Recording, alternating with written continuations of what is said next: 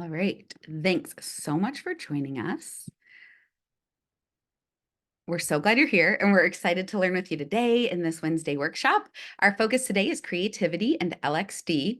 As a note, we'll be recording the main portion of this workshop for those who are unable to attend in real time, but no breakout sessions will be recorded. In the collage image on this screen, on this slide, we chose to share a variety of interpretations of a light bulb because so often creativity is referred to as this spark or this light bulb moment.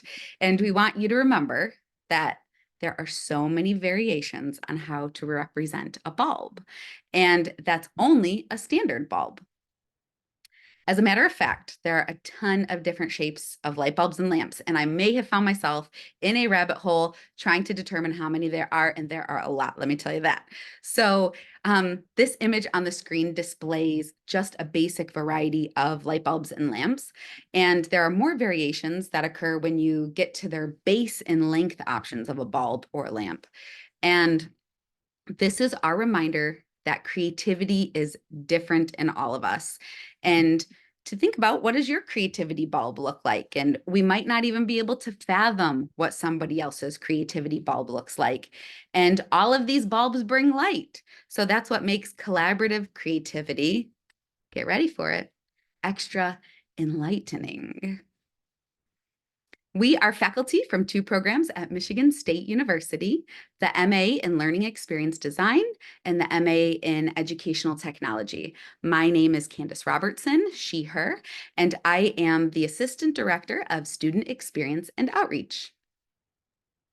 Hi, everybody. My name is Brittany Dillman. My pronouns are also she, her, and I am the director of our graduate certificate programs for both MALXD and MAET. Hi, everybody. I'm Liz Bolts. I use she, her pronouns, and I'm the director of MAET and MALXD. And then not with us, but a very important part of our team is Heather Williamson, who also uses she, her pronouns, and she is our academic program coordinator, again, for both programs. Today, we will establish norms, purposes, and goals, situate ourselves in creativity, evaluate ways to think about creativity, and you'll have an option to participate in a breakout room. We'll co-design solutions for creative challenges in a breakout room. You'll apply strategies to expand your creative practice, and you'll generate that spark for creativity in your practice. This is our community engagement framework, which is intended to guide our interactions today. First, we believe that creativity can be taught and learned, and that's why we're here together today. And we hope that you can improve your creative practice even a small bit in the next 55 minutes together.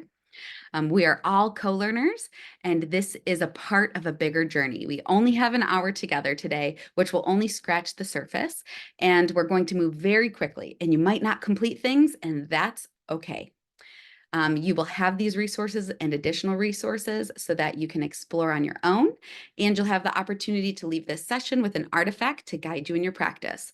So please ask questions and share resources in the chat at any time, especially if you feel more comfortable sharing that way.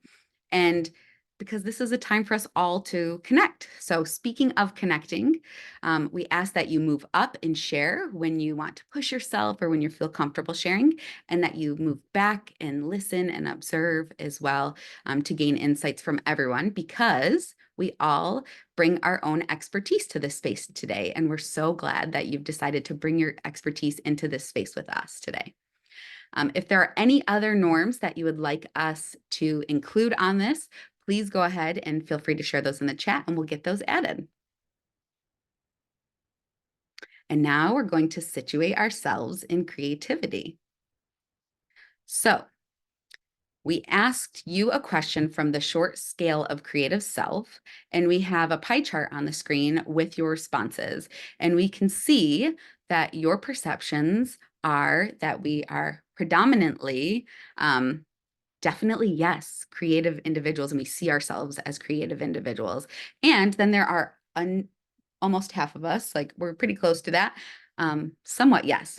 So I think that's pretty exciting that we all have these self-perceptions of being creative individuals. Throughout our time together, we will engage in activities You will do these activities in your participant notebook, and I am going to share a link to those now.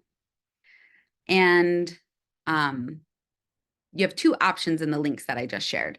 You can either make your own copy and access the participant notebook in Google Drive to edit, or you can download it and open it in your preferred presentation application. So this is your copy to mark up and do with it what you would like. Giving you this choice of either viewing it through your browser and using Google Docs or downloading it is a part of our accessibility practices. Just like you might notice we're reading the text on the slide, that's a part of our accessibility practices as well. So please go ahead and open your participant notebook and head over to slide 4. And I'll give you a moment to get set up.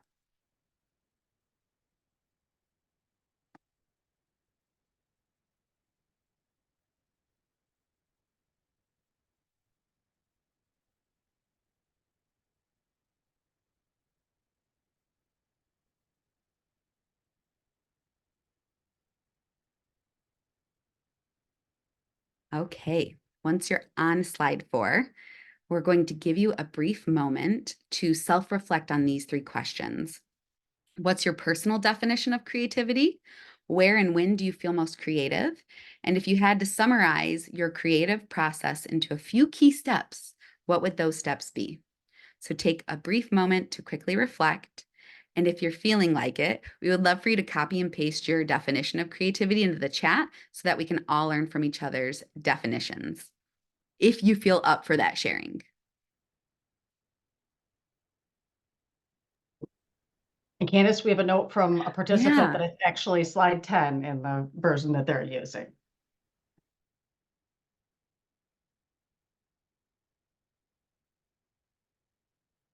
I'm intrigued by that. But I believe you, Lauren.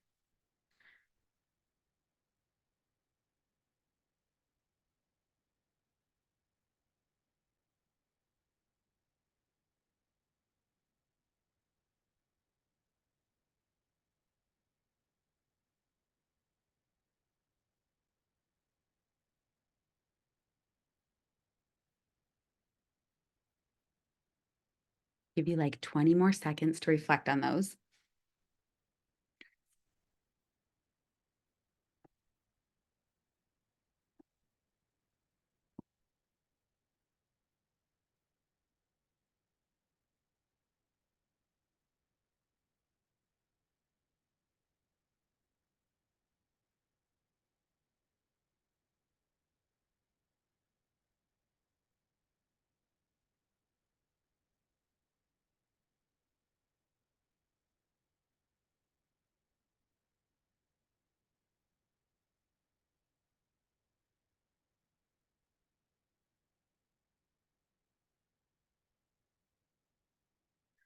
And I just realized why it's slide 10, because I didn't link the participant notebook, folks. I linked our slides, which are totally fine. You have a copy of it. It's not that big of a difference.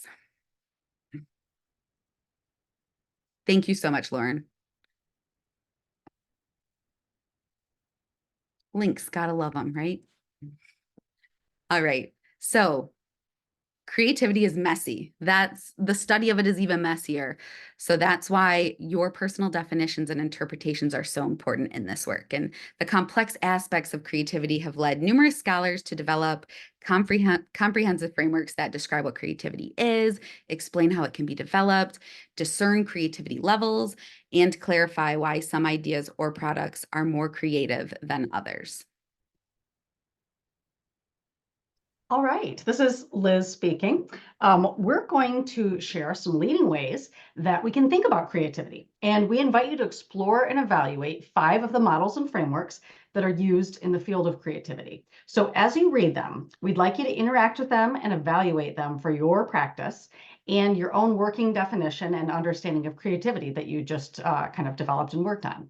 So we're going to spend about 10 minutes on this activity, which is going to move very quickly. So once again, you're going to be doing this work in your participant notebook. It should be slide 13 where it starts. And so we're going to share those links in the chat again for you. And we're going to use this slide and Csikszentmihalyi's systems model of creativity to explain what you are about to do.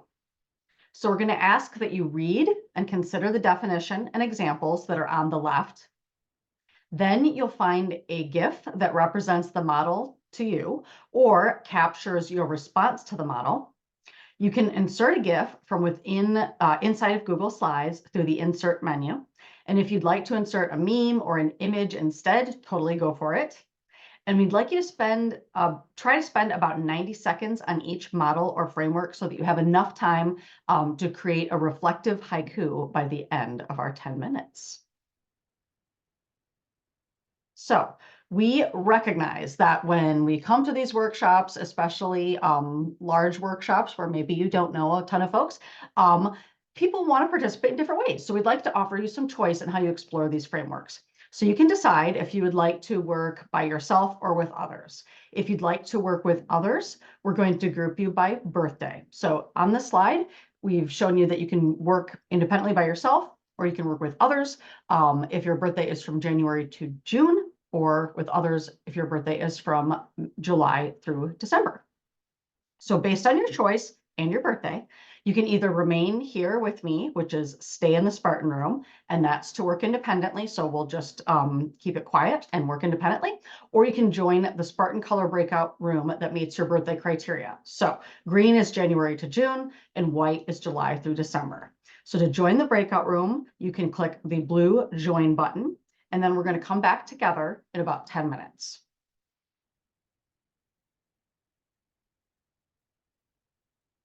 So those breakout rooms should appear soon, and then when they do, you can just click the blue button to join.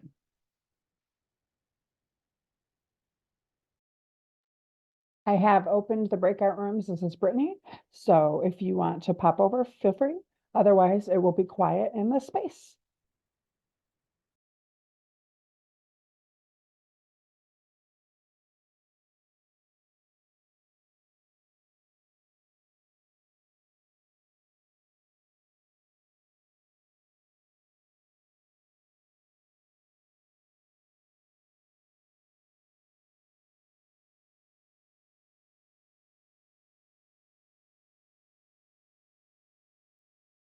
To share your haiku in the chat if you'd like to. We use haiku as a framework to guide reflection in the same way that we use creativity frameworks. Sometimes the ways that frameworks can constrain us can actually help us to be more creative. So if you feel comfortable to share yours in the chat, we would love to read it. So often we say that creativity is about thinking outside of the box. So let's think inside the box for a moment to think about some connections between the models. Inside of the box, you have your learners, you. The box is made from the organizational environment, the domain. We have to know our boxes because we have to create within them. So these constraints can be a catalyst for creativity in our problem-solving approaches. If you want to bend the box or change the shape of the box, you have to know what it's made of and where the pressure points will be. If you want to cut a hole in the box, you'll have to know what tools and strategies you will need to use. And we have to remember that this box is built out of systems that are inherently inequitable. So creativity in our practice can be an act of social justice. Creativity, and I am reading off of this slide now, creativity can be linked to social justice and pedagogy in that different possibilities, perhaps yet unthought of, can be imagined to disrupt and transform mainstream pedagogies, which contribute to the production of inequalities. This link is strengthened if learners are conferred agency to co-transform pedagogical relationships and practices. So some questions to think about in our learning experience design practice are, what ways can you promote learner agency? What challenges are there for you in doing so? What kind of systems constraints and other constraints? What are some small ways and big ways? So if we think about the little c and the pro C that you explored earlier, can you disrupt in these ways?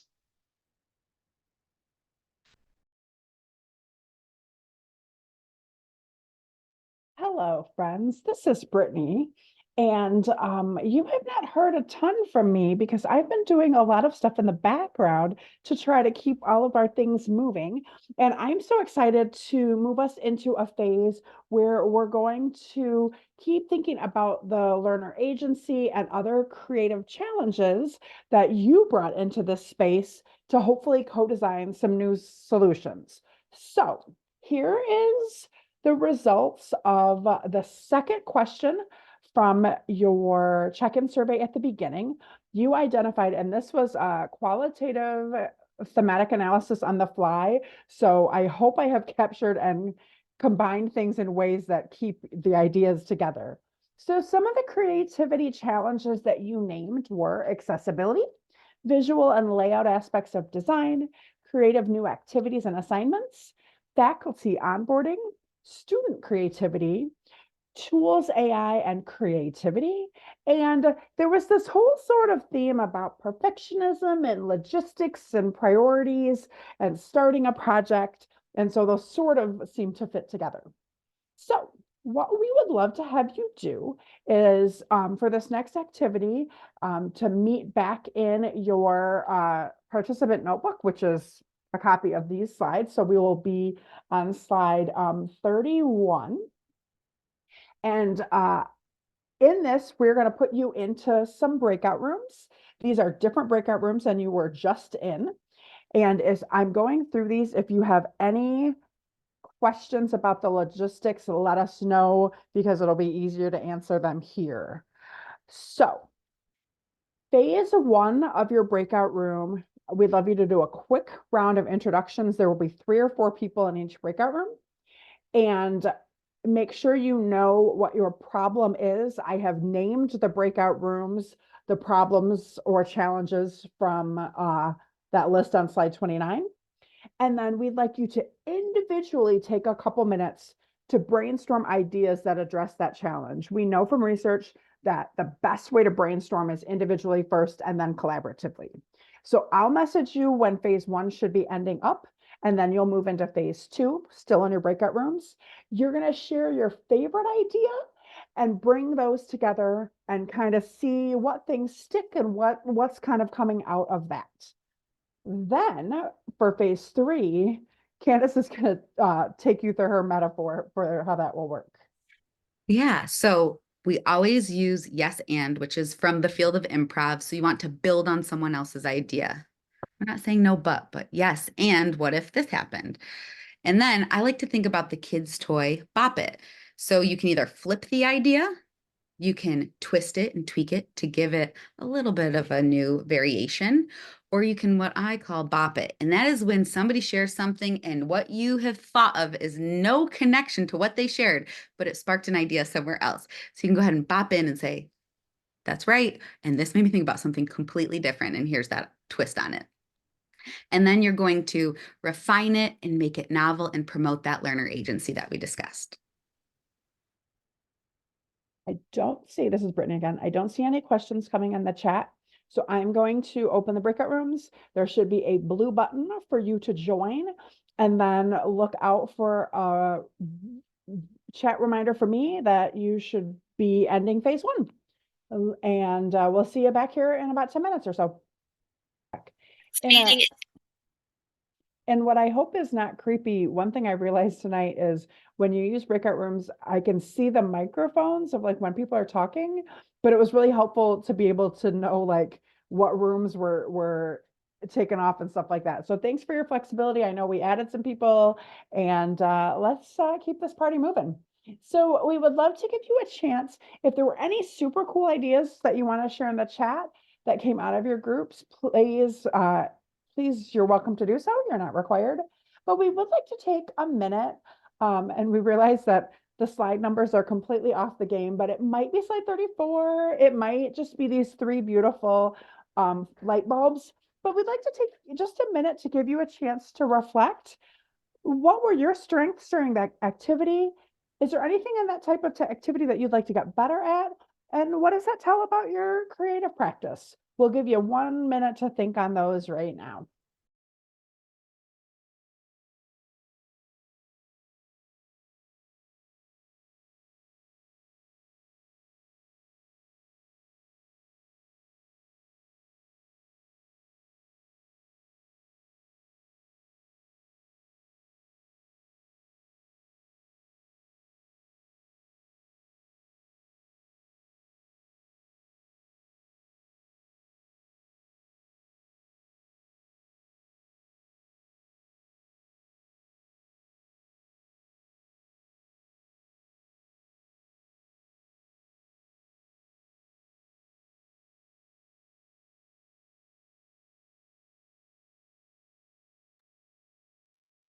All right, so as you are wrapping up those thoughts, we would like to talk a little bit about applying strategies to expand your creative practice. This is Liz speaking.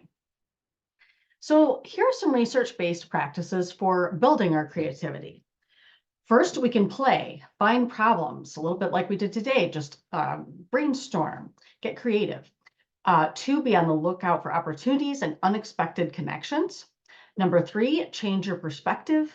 Number four, practice creativity skills like problem finding, thinking skills, and idea generation.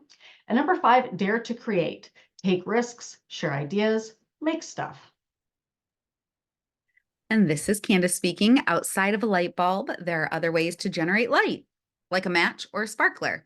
And this book, Sparks of Genius, that appears on the screen, provides information on 13 thinking tools of the world's most creative people. So these tools are observing, imaging, abstracting, recognizing patterns, forming patterns, analogizing, empathizing, body thinking, dimensional thinking, modeling, playing, transforming, and synthesizing.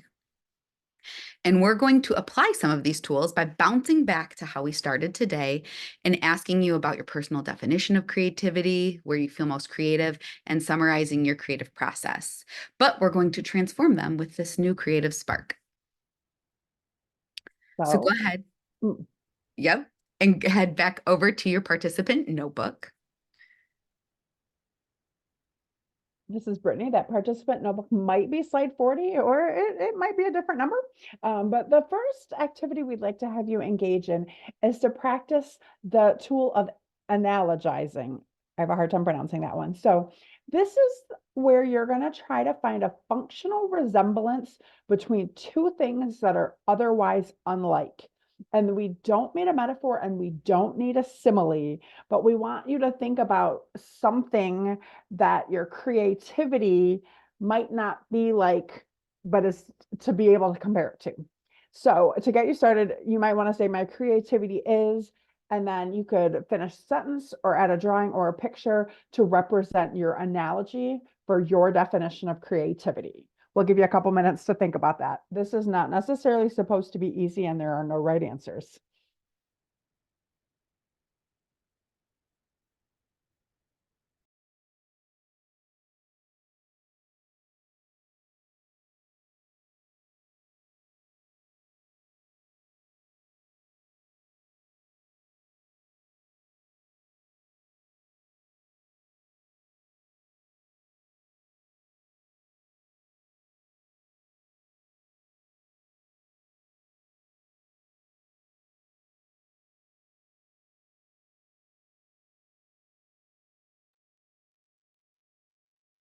All right, this is Liz speaking. So another tool is observing. Observation is to become aware of something using our senses.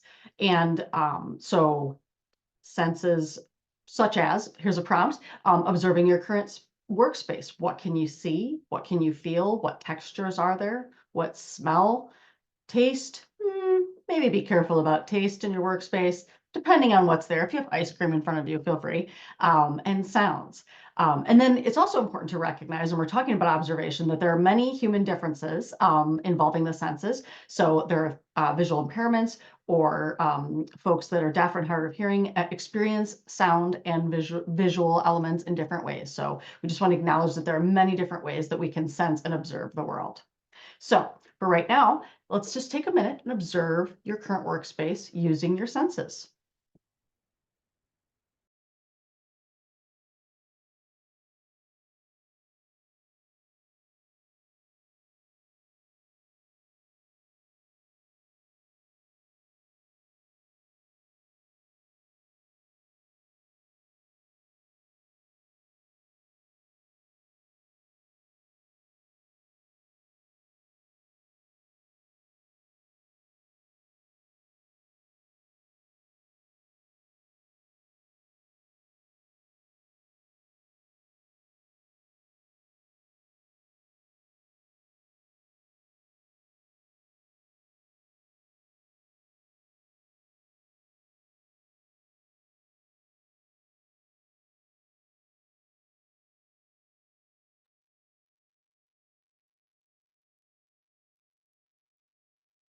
All right. We're going to move on to modeling. And the definition of a model is a distillation of the elements considered to be the most critical to structure and function.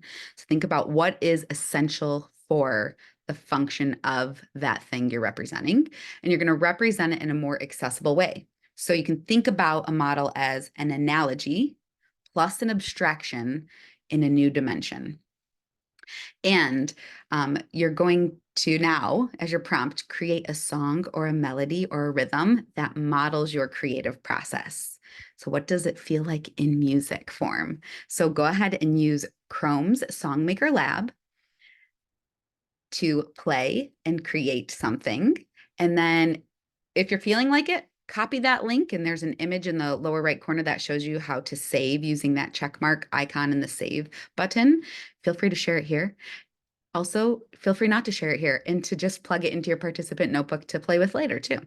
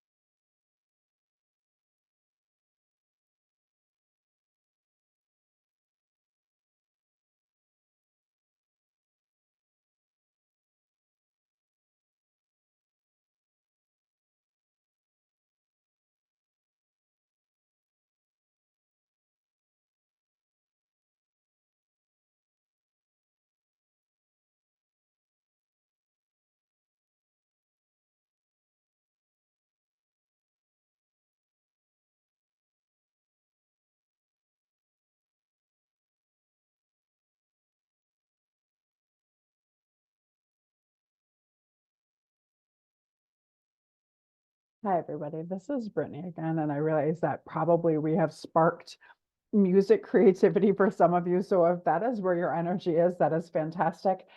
We also wanted to share a process, but we're going to also tell you it's not a linear process. So I don't know what a process is if it's not linear, but when Liz and Candace and I work together to create things like this activity for you, for example, we often use some basic ideas and somehow there is magic between the parts. I don't know, but we wanted to share with you some of the reflections that we've had about what works for us. So, especially when it comes to learning experience design, we always start with the goals and the outcomes and what we want to achieve. That's fundamental for us with whatever we're doing because it's always educational and learner focused. And then zooming in and out, sometimes that is like nitty gritty logistics to big concepts. Some of it's like, what do we want this activity to be? Oh, wait, what's the focus of the class? And so some type of zooming in and out, examining patterns and playing off of that. And sometimes our patterns give us really cool things, and other times they sort of illuminate problems for us to work on.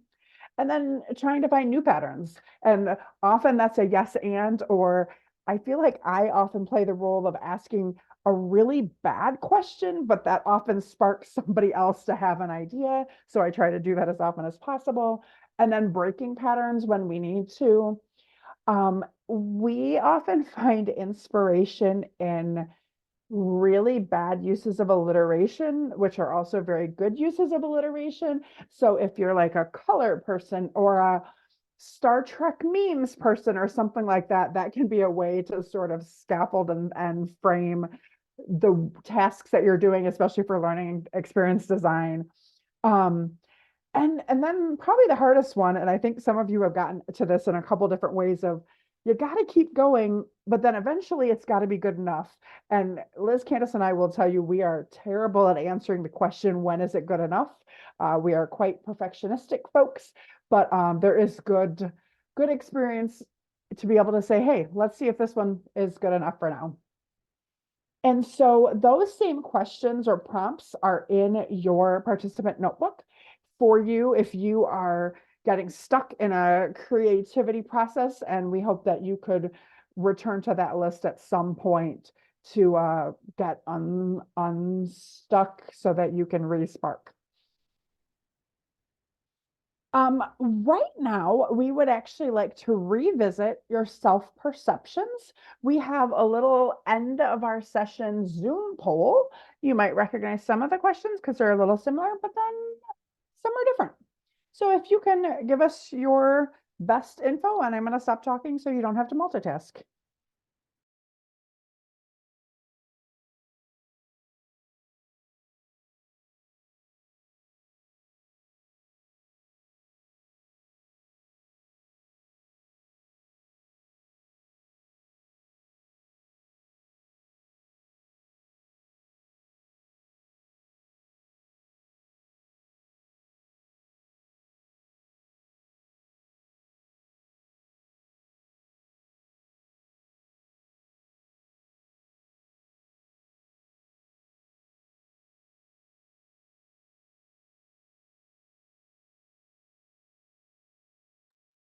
Thanks for sharing that. I think we have a couple people who are still finishing up. So take another moment to do that. And while people are finishing, if you have anything that you would like to share in the chat, you're also welcome to unmute yourself and share anything inspirational, sparky, whatnot.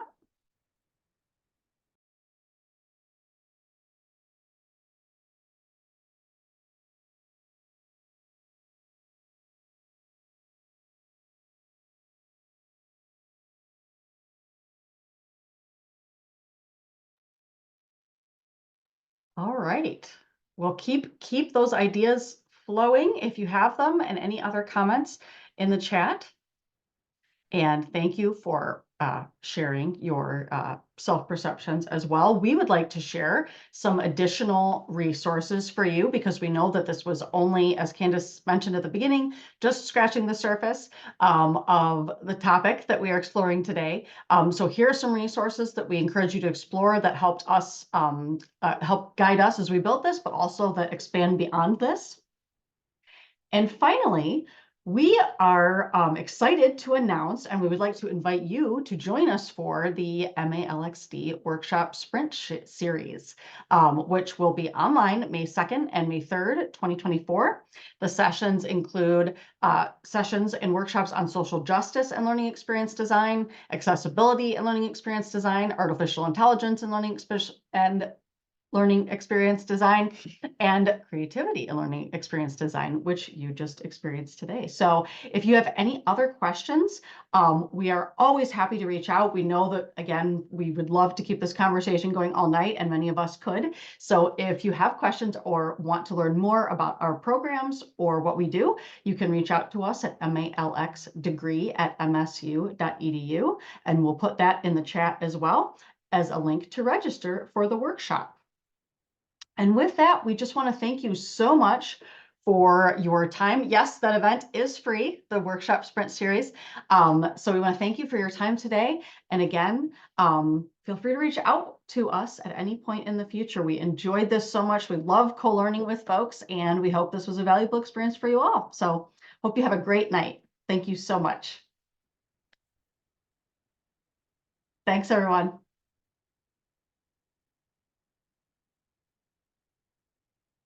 Thank you.